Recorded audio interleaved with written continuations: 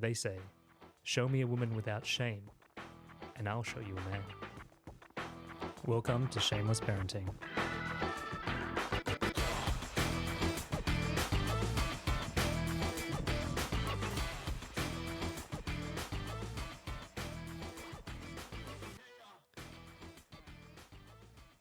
Welcome to the first episode of Shameless Parenting. Thanks for having me. Although I don't think I had a choice if I was going to be on your podcast or not. No, you can probably tell that our voices are a bit croaky. Yes. We've had a firestorm of illnesses rain down on us from our kids, but we had to do this today, and maybe tell listeners why. Well, because we could be giving birth at any moment, really. I love that you said we as well. Because Well, we're going to talk a bit about that, the role that obviously you need to play as well. It's a team sport, kind of. And we're also sitting very close. Our legs are actually touching so that we can get both in the frame. All right. Well, welcome to Shameless Parenting. And this is a podcast about a bit of a male's perspective on parenting. I think too often it's all like a female space. So we're going to carve out a little bit here in this show to kind of have a look at the male perspective, have a look at what's good, the bad, the ugly. And this week's topic is all about birth, which we're just about to experience again for the second time any day now. Yep, that's right. And I think that this is a really fantastic concept that you've launched with, because when it comes to supporting women, when it comes to supporting women around birth, around kids, etc., it's really important that obviously we're highlighting the role that men can really play in that. So I'm excited for the chat we're going to have today. All right. So every episode is going to start off with a shameless story from a man's perspective, either, a partner dobbing on their husband or partner or whatever it is, or something a stream of messages that we're going to have a look at. So today's one is all about a birth story, and it's submitted by a recent mother. So, dear podcast, I just had to share the story of our latest family adventure, the birth of our child. Amidst the chaos, pain, and beauty of childbirth, my husband managed to turn it into a spectacle about him. Just as I was in the thick of labour, he dramatically fainted, stealing the spotlight and requiring the nurses to rush to his aid, leaving me momentarily bewildered and very alone. They even had to give him gas to calm him down. And later, he could not stop complaining about his sleeping arrangements, a little fold-out chair that, according to him, was far too inadequate for a night's rest. It was as if the whole birthing experience was a trial for him. I love him dearly, but that day he was more high maintenance than the baby we would ever have. What do you think? Oh my gosh. I feel like you hear this a lot. Men fainting in the delivery room and then kind of, I guess, taking resources away from their partner who is in the thick of labour and going through it all. I'm very lucky that it's not something that I'm afraid of you doing, because I think you're pretty strong and able to deal with a lot of blood and things that are going on. I put it on my resume as one of my strengths. Can deal with gore and blood. Yeah, exactly. They actually even asked, remember, when you were getting the epidural, they said, "Oh, do you want to watch?" Well, I think I asked them, "Could I watch?" And they're like, "Oh, okay." And so I went around the business end and watched them put the needle into the spine. It was pretty crazy. Yeah. You're pretty good at handling all that stuff, which is really good. So I'm not worried about that. But you do hear this all the time. I think, look, there's nothing that a guy can do if he's going to faint. I'm sure he wouldn't faint if he could control it. So that side of things is... So you don't think some controlled exposure of like watching birthing videos, or is that going to make things worse? I don't know if that's going to make things better or worse. So can't blame them for that part. But when it comes to afterwards, in terms of complaining about the chair, the situation and so forth, absolutely, I've got zero time for that. I almost, really surprised about this story, because I kind of feel like nurses are so anti-man, like the midwifery and the experience are so anti-man that I actually almost can't imagine them rushing to the aid of the husband. I'll leave him. He'll get back up soon. Put him in the corner, yeah. Throw a blanket on him like a drunk guy. Yeah. But yeah, I kind of have questions about this, but I do agree. If you're squeamish around blood and needles and things like that, there's not that much you can control, I think. The guy probably already feels quite emasculated from fainting. But I think there's this pervasive myth that women just have much, much higher pain thresholds than men. Like, do you think that's true? No, I think that we're just expected to, because for some reason during childbirth, unlike any other major surgery or, dental procedure or whatever you're going through that's painful, for some reason with childbirth specifically, we're expected to push through it and not take a whole lot of pain relief. And if anything, you're kind of stigmatized if you do. It's like that nun on Game of Thrones. Shame. Absolutely. It's like, how dare you get that epidural, which ultimately is saving you a whole bunch of pain and so forth. And there's a whole bunch of myths, I think, around epidurals and the impacts of them that, maybe existed, even up to a few years ago that don't, anymore. So encourage everyone to kind of educate and have a think about, what's the right pain relief for them as well. Yeah, there definitely is worth talking about that there's a stigma and a method around natural birth, and the midwives are very serious about this, and you do experience a level of shame or something to that, when you try to ask for pain relief sometimes. Yeah, there was a great absolutely. article about that recently, actually, in the last week, about how lots of women have been denied epidurals, even though they've been asking for it sometimes, 4 or 5 times during the labouring process. But they were denied it either because the midwives thought that they should push on and that they could handle it and this was a normal pain, or access, that they didn't have the right doctor there at the time, which was alarming. Even on our last one, he had to be, someone had to go get him from his house. He's like, okay, I'll come. Yeah, lucky he was available. Yeah, it was like an Uber thing. It's like, oh, am I only coming out for one order? Can we wait till there's 2 orders or something? I was like, get here now. 100%. And I think that's where the role, I think, of the partner is really important in terms of advocating and pushing for that for your partner as well, and kind of not taking no for an answer. Yeah. And thinking about, the doctor and support that you have. I'm very lucky that I've been able to go through the private system and have a very supportive doctor who, we've talked about, what that would look like in terms of pain relief or not. But absolutely, and I would say it's not just midwives, it's probably the previous generation. And kind of comments potentially from, I would say my own mother around the use of an epidural. So I had an epidural after about 10 hours maybe of labour with Rose the first time, and so glad that I did. I had an incredible experience and it worked really well for us. But, absolutely there is, a stigma attached to that, even though you still push the baby out. It's like the e-bike experience. You still get the experience of pedaling, but you just get a little bit of help getting up the hill. 100%. And I would totally use an e-bike as well. It's the only way to see Rottnest Island. So public service announcement for anyone who is considering pain relief. Epidurals advancements have changed a lot. It's a lot more adaptive now. They can do a lot of things to increase or decrease the dosage to make sure that you're in the right zone. It's not like before, where as soon as you have it, you can't feel anything. You're like essentially a paraplegic. That's not what happens at all. So, talk to your doctors about it. And another thing that we'll probably share is that if you're really interested in this, the private-public divide experience does matter in this respect. And I think it's fair to say that private doctors are kind of more readily there to help you with these kind of things than if you're in the public system. So it's worth kind of considering that as well. Yeah, 100%. Yeah.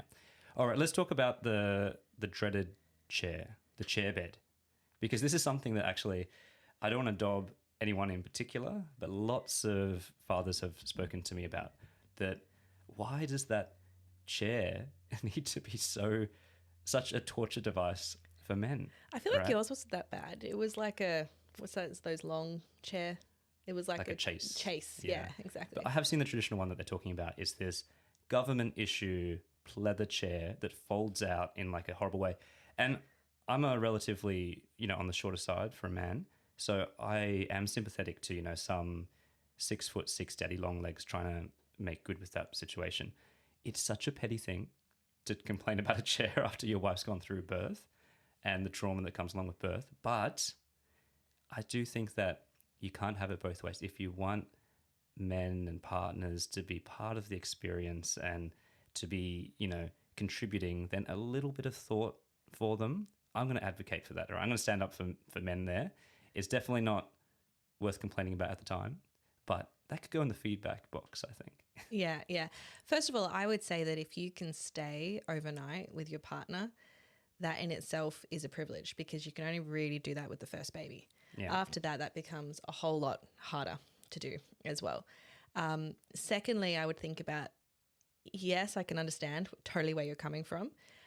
But at the same time, when it comes to, and if I think about our experience, waking up during the night, dealing with the baby, et cetera, there's not really a lot that the man is necessarily doing overnights. If anything, I actually wanted you, and maybe this is the angle to come from when it comes to actually providing some sort of better sleeping arrangement.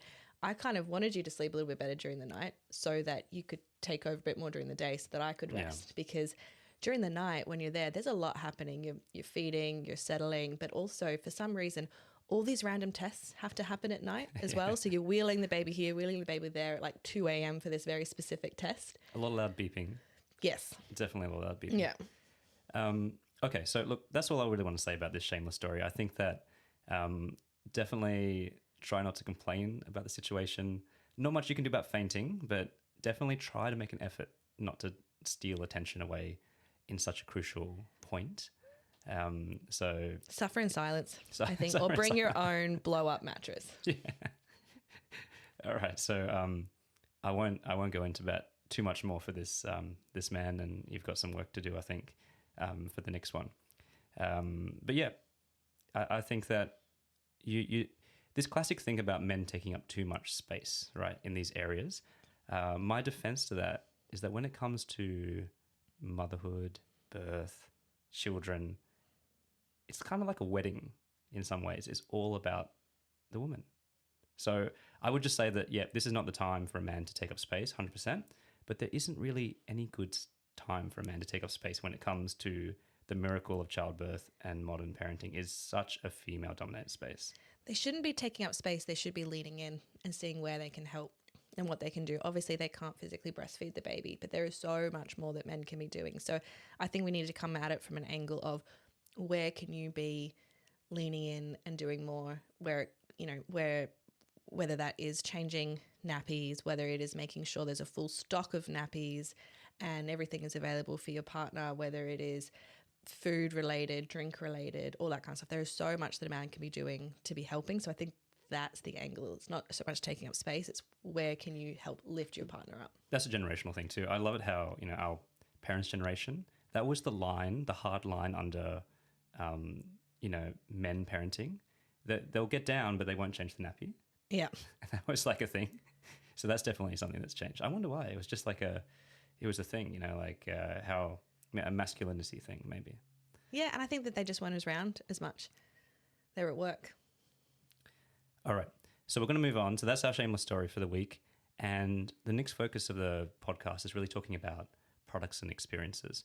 So every week we'll take a topic and we'll look at what our view of the best and worst product or experience in the space is.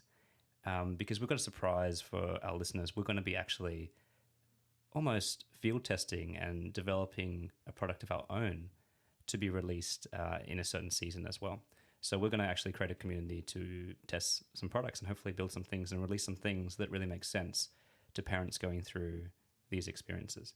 So best and worst time. What is your worst? Starting with worst. We're going to start with worst. Definitely. Mamma Mia style. Mamma Mia. Oh, They always start with worst and then end on the best. Yeah. You know. Yeah. Yeah. All right, shoot. Okay, so worst. There's a lot of things that I use. So I've actually got a lot more to say around kind of best than when it comes to kind of worst, because I think there's so many different things that you can use that are going to be helpful, but it's about where do you want to spend your money, because there's a lot that you could spend your money on. I would say one of the worst was when it came to ice packs. After you give birth, there's actually a lot of ice that you need. And the hospital basically have these like random bags of ice that you're constantly trying to hunt down, etc., because you need bags of ice for your downstairs area that's gone through a pretty kind of traumatic experience. So men definitely don't ask for ice drinks at the same time. It's a different kind of ice. Yeah, exactly. It's something else the guys can do is make sure that that your partner has lots of ice kind of stocked up.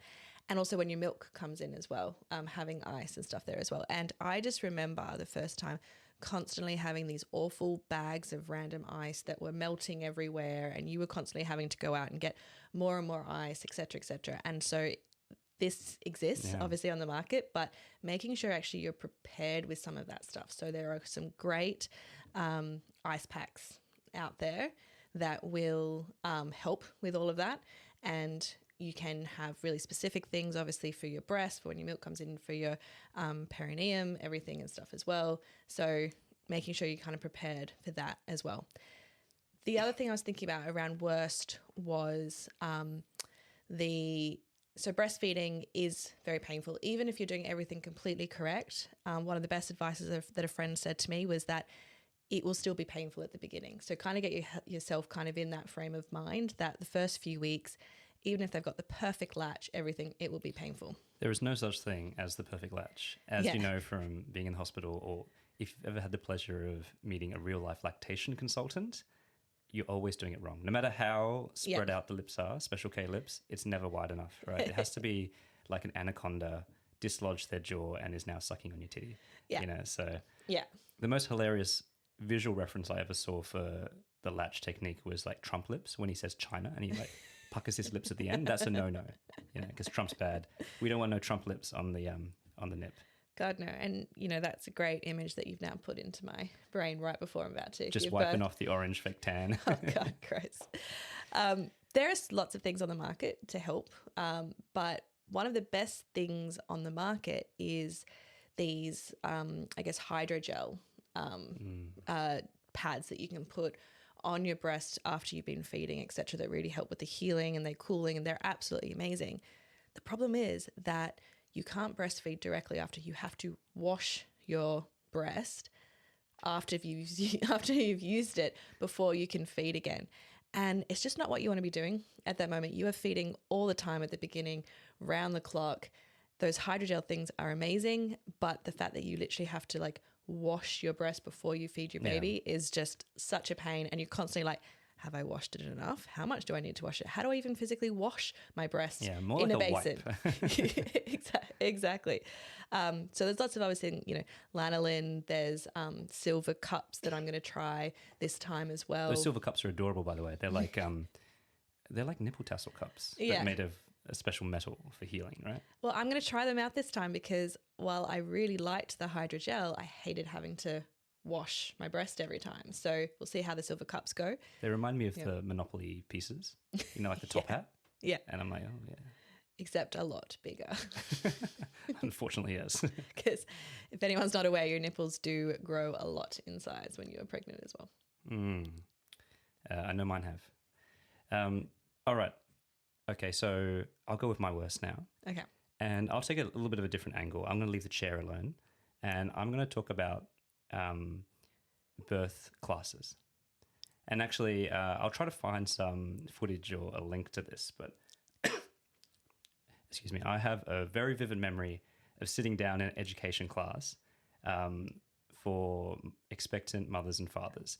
And when it came time to talk to the men, and it was this, everything you can imagine about a liberal midwife giving this training, a hippie kind of thing. We were presented with a 3-page pamphlet, bright orange with a racing stripe on it, and it said, think of your impending newborn like a new car. You might not, because it's a new model, you might not fall in love with it right away. You might not know how to operate it. You might not know what kind of fuel goes in it and what kind of maintenance it needs. And all these really clumsy motorsport references. And I could just see the female authors in a room like copywriting this and saying, oh, how do we reach these dumb cavemen? We're going to have to do something around cars or sports. Otherwise, they're just not going to get it. And it was so demeaning.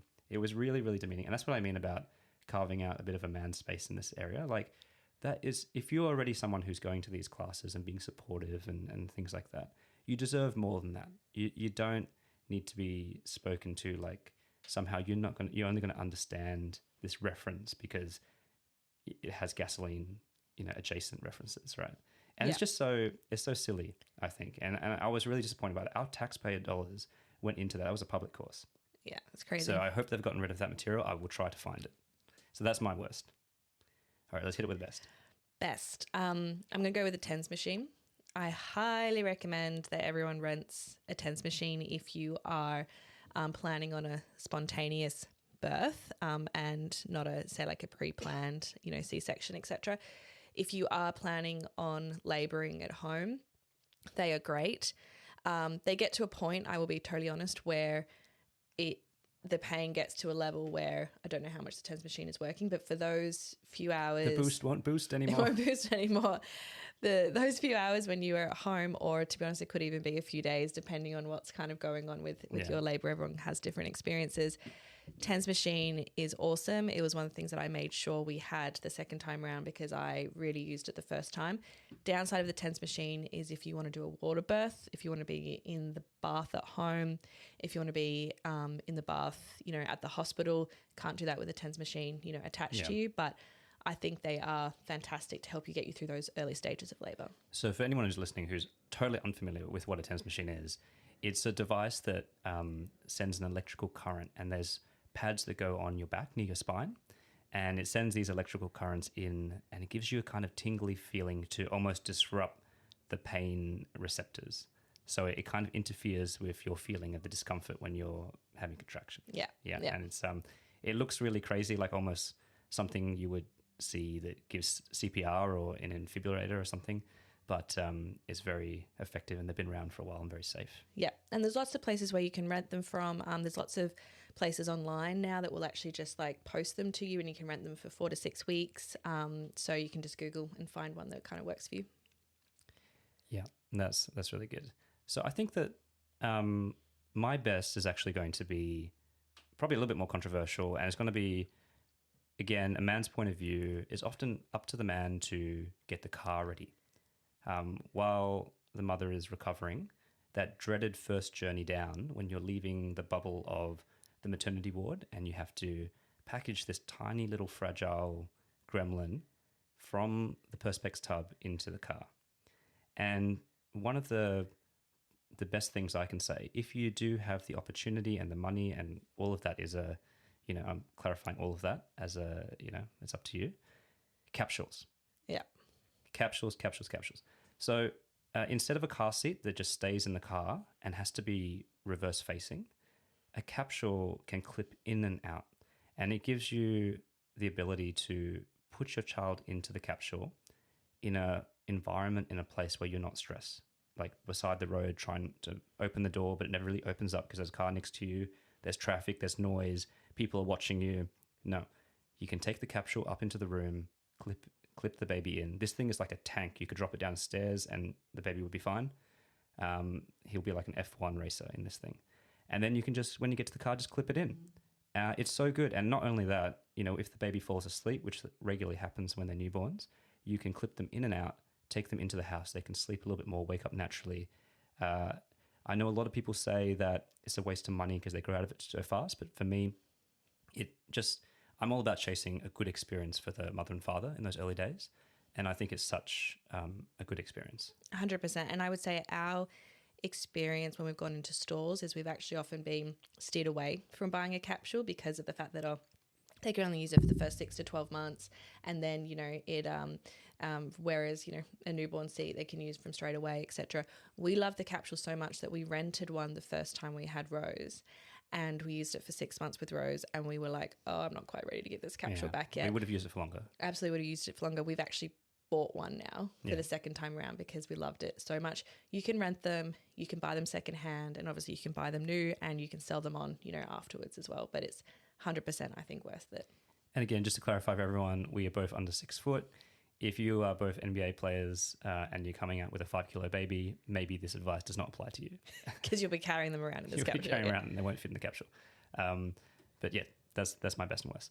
Okay, so the last segment really is just a final message on birthing. And we want to focus on essentially your message to men. Yeah. Okay, so if a man is trying to be a supportive and trying to do it right from a woman's perspective, what do they need to be doing? What do they need to focus on in all the noise? Yeah, and I'm actually going to broaden this out to not just to say dads, but any kind of, partner that's supporting someone who Support is person, support seal. Absolutely. Whether that's a same sex, relationship, etc. and so forth as well. Basically the other person who is not the one that is currently kind of giving birth specifically. And I would say that, there is such an important role that you have to reassure and support your partner when you are preparing for birth, and especially if it's something that could spontaneously happen at any time, or if it's a C-section and you're, obviously have other types of, nervousness around that, because that's a very major, procedure, etc. that you're going in.